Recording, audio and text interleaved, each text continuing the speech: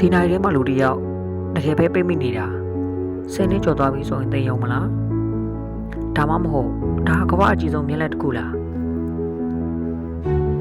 ဒေသနိုင်ငံရဲ့ Chief of လေးစိတ်ကိုရောက်တဲ့အခါလူတိုင်းကိုအံ့ဩသွားစေတာကတော့ဒီအေယာမနိုင်ကြီးပါပဲနိုင်မျက်နှာပြင်ရဲ့နောက်ကွယ်မှာလူတယောက်ကအချိန်နဲ့လက်တံတွေကို10မိနစ်ချင်းစီဖြတ်လိုက်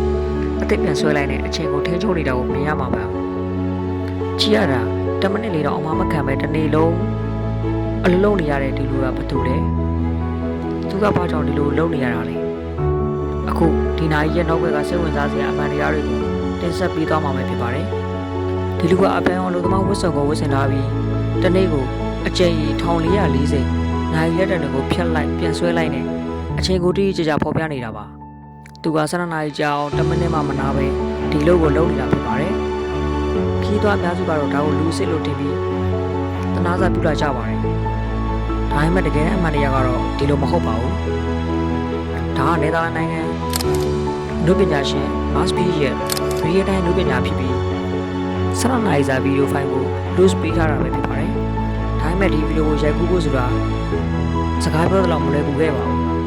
ပထမဆုံးခက်ခဲကတော့တိကျမှုပါပဲတရုတ်ဆောင်ဟာအပြင်လောကရဲ့အချိန်ဆက်ကမလွဲစေဘူးလက်ချက်ကရင်တစ်ဆင့်အချက်ပေးတဲ့ကိုနားထောင်ပြီး10မိနစ်ချင်းစီကိုတိတိကျကျယူဆခဲ့တာပဲဖြစ်ပါတယ်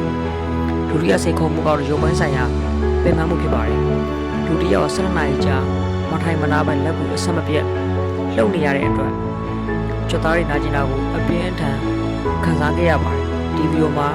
အဖြတ်တောက် catch တွေလုံးဝမရှိဖို့အတွက်သူကကင်မရာရှိကရင်လုံးဝဖယ်ခွင့်မရှိပါဘူးဒီနုပညာကိုင်းတစ်ဆင့်မာဘစ်ကကျွန်တော်တို့ရဲ့နေ့စဉ်ဖြတ်သန်းနေရတဲ့အချိန်တွေဘယ်တော့တန်ဖို့ရှိလဲဆိုတာကိုဖော်ပြချင်တာပါ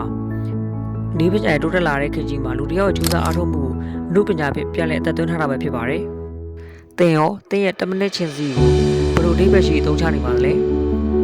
နောက်တဲ့စိတ်ဝင်စားစရာအကြောင်းအရာတွေနဲ့တူပြန်လာခဲ့ပါမယ်အားလုံးကျေးဇူးတင်ပါတယ်ခင်ဗျာ